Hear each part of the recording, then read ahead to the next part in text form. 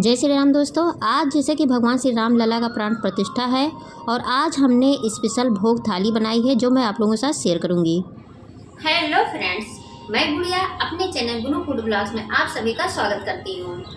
तो ये हमने आधी कटोरी सूजी ले ली है और सूजी को हम एक बड़े बर्तन में डाल देते हैं।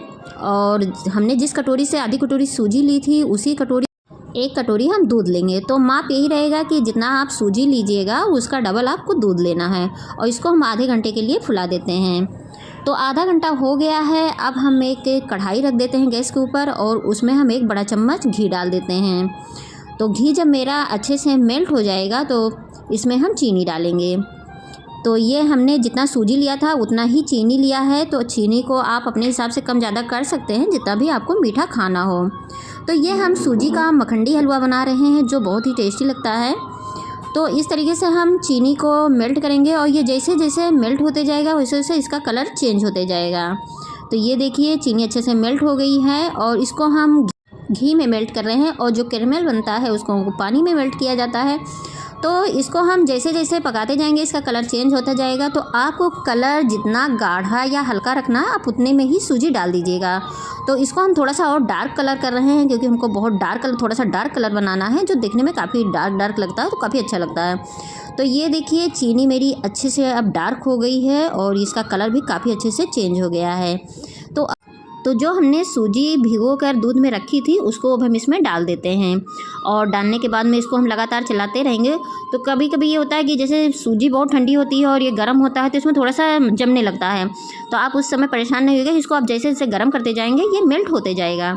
तो ये देखिए ये काफ़ी अच्छे से मेल्ट हो गए हैं और इसको हम लगातार चलाते हुए धीमी आंच पर ही पकाएंगे ताकि ये अच्छे से पक जाए। और ये जैसे जैसे पकते जाएंगे वैसे वैसे ये कढ़ाई छोड़ता जाएगा। तो ये देखिए इस तरीके से हम इसको लगातार चला रहे हैं और चला के इसको हम पका रहे हैं। और इसका कलर देखिए कलर इसका कितना अच्छा आया है। और इसमें हम अभी एक चम्मच घी और डाल देते हैं क्योंकि इसमें घी अच्छे से पड़ता है। तो इसमें हमने एक चम्मच घी और डाल दिया है और डालने के बाद में इसको हम फिर से दोबारा मिला देते हैं। तो इसमें घी का स्वाद बहुत अच्छा आता है। तो ये देखिए मेरा अच्छे से बन गया है। तो अब इसमें हम कुछ ड्राई फ्रूट्स डाल देते हैं। तो ड्राई फ्रूट्स आप अपने हिसाब से डाल दीजिएगा, जो भी आपको पसंद हो आप डाल दीजिएगा और कम ज़्यादा भी आप अपने हिसाब से कर सकते हैं। तो ये देखिए जैसे जैसे ये हलवा मेरा बनके तैयार होता जा रहा है वैसे वैसे ये कढ़ाई बिल्कुल से छोड़ रहा है। तो अब ये हलवा मेरा बनके तैयार हो गया है। अब इसको हम एक कटोरी में निकाल लेते हैं। तो ये देखिए हमने निकाल लिया।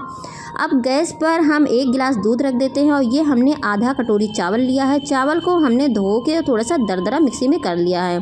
और अब इसको हम धीमी आंच पर कम से कम 10 से 15 मिनट अच्छे से पकाएंगे ताकि ये बिल्कुल रबड़ी की तरह तैयार हो जाए। और बीच बीच में आप इसे चलाते रहिएगा नहीं तो ये नीचे से लग जाएगा। तो ये देखिए ये मेरा खीर बनके अच्छे से तैयार हो गया है। तो अभी हमने इसमें चीनी नहीं डाला था तो अब हम इस समय इसमें चीनी डाल देते हैं। तो चीनी आप अपने स्वादानुसार डालिएगा। आपको मीठा जितना भी कम ज़्यादा खाना हो उतना ही डालिएगा। तो चीनी डालने के बाद में इसको हम मिक्स कर लेते हैं। तो ये देखिए बिल्कुल रबड़ी की तरह ये खीर बनके तैयार होता है। इस तरीके से आप एक बार ये खीर बना के ज़रूर ट्राई कीजिए।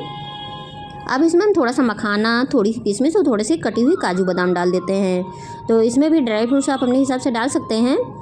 तो ये देखिए हमने इसको डाल दिया है और डालने के बाद में इसको भी हम अच्छे से मिला लेते हैं। और ये देखिए अच्छे से मिल गया है और ये मेरा बनके तैयार हो गया है। तो अब हम खीर को भी एक कटोरी में निकाल लेते हैं। अब हम आधा गिलास पानी रख देते हैं और ये हमने 2 टमाटर लिया है जिसको हमने मोटे मोटे काट लिए हैं और 4 काजू लिए हैं, थोड़ी सी मूंगफली के दाने लिए हैं। इन सभी को हम फ्राई नहीं करेंगे, सिर्फ उबालेंगे क्योंकि आज हम भोग के लिए बना रहे हैं। तो हम कोई भी लहसुन प्याज का यूज नहीं करेंगे। और जब ये ठंडा हो जाएगा तो उसको हम पीस लेंगे। अब गैस पर हम एक कढ़ाई रख देते हैं। कढ़ाई में हम तेल डाल देते हैं 2 बड़े चम्मच, 1 तेज़पत्ता, 1 लाल सूखी मिर्च और थोड़ा सा जीरा, थोड़ी सी हींग डालने के बाद में इसको चटकने देते हैं। ये जब मेरा तड़का हल्का सा गर्म हो जाएगा तो इसमें हम ड्राई मसाले डालेंगे। तो ये हमने 1.5 चम्मच धनिया, आधा चम्मच हल्दी और आधा चम्मच मिर्चा डाला है। तीखा आप अपने हिसाब से कम ज़्यादा कर लीजिएगा। अब जब ये हल्का सा फ्राई हो गया है तो जो हमने टमाटर की प्यूरी पीस के रखी थी उसको हम इसमें डाल देते हैं। और डालने के बाद में थोड़ा सा हम इसमें पानी खंगाल के डाल देते हैं और इसको हम हल्का सा 5 मिनट के लिए भून लेते हैं। तो ये देखिए 5 मिनट मेरा हो गया है। मसाले मेरे थोड़े से भून गए हैं। अब इस समय हम इसमें नमक डालेंगे। तो नमक आप स्वादानुसार डालिएगा। और आधी चम्मच हम इसमें गरम मसाला डाल देते हैं और आधा चम्मच इसमें कश्मीरी लाल मिर्च पाउडर डाल देते हैं ताकि इसका कलर काफ़ी अच्छा आएगा।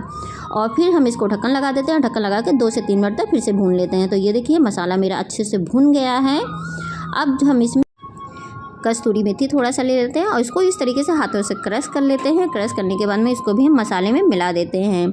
तो ये देखिए मसाला मेरा अच्छे से मिल गया है और ये मसाले मेरे अच्छे से भुन गए हैं। अब ये हमने पनीर रखा था तो पनीर को हमने काट लिया था और काटने के बाद में इसको भी इसमें डाल देते हैं। और ये हमने थोड़ा सा मटर डाला है। तो मटर को हमने पहले से ही उबाल लिया था ताकि मटर मेरे हल्के से सॉफ्ट हो जाए और ये पकने में ज़्यादा समय ना लें। तो ये देखिए इस तरीके से हम मसालों को भी अच्छे से पनीर के साथ भून लेते हैं और फिर हम इसमें थोड़ा सा पानी डाल देते हैं। तो पानी आप अपने हिसाब से कम ज़्यादा कर सकते हैं, आपको ग्रेवी जितना लेना हो। फिर इसको हम ढक्कन लगा देते हैं और 5 मिनट के लिए इसको धीमी आंच पर छोड़ देते हैं।